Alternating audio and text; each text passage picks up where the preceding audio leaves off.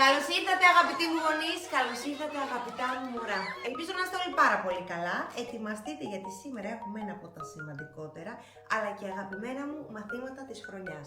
Θα μιλήσουμε για τα Pampers Premium Pants. Τα μωράκια μας ξέρουν ήδη γιατί είναι τόσο σημαντικά και ξεχωριστά. Πάμε να μάθουμε κι εμείς.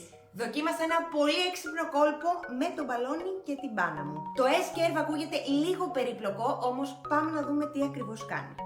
Η καμπύλη S-Curve αγκαλιάζει πολύ ωραία το σώμα του μωρού μας και κινείται μαζί του. Αποτρέπει πλήρως τις διαρροές και προσφέρει άνεση στο δερματάκι του μωρού μας, είτε αυτό κοιμάται είτε αυτό παίζει. Είναι οι μόνες πάνες στην Ελλάδα που διαθέτουν Stop and Protect Pocket. Οπότε βοηθούν πάρα πολύ στην αποφυγή διαρροών όλη μέρα και ακόμα περισσότερο τη νύχτα. Μεγάλο άγχος για εμάς τους γονείς είναι οι διαρροές στο πλάι. Όμως γι' αυτό το λόγο έχουμε διπλά προστατευτικά στα ποδαράκια. Αποτελείται από εξαιρετικά απαλά υλικά και διαθέτει εφαρμογή 360 μοιρών που κάνει πάρα πολύ εύκολη και την εφαρμογή αλλά και την αφαίρεση της πάνας μας. Άρεσε το σημερινό μάθημα σε μικρούς και μεγάλους φίλους μου! Τέλεια, χαίρομαι πάρα πολύ. Παιδιά, υπομονώ να σας δώσω το επόμενο. Να περάσετε υπέροχα και πολλά φιλιά!